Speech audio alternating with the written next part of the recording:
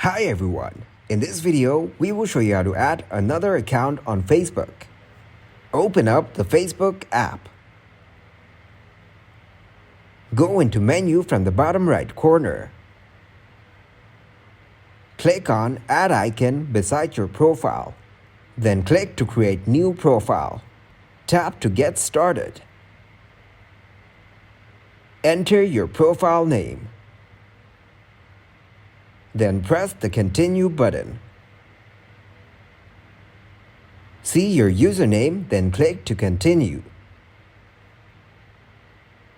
Then see the important profile information, tap to create profile. You can set up this account the way you want.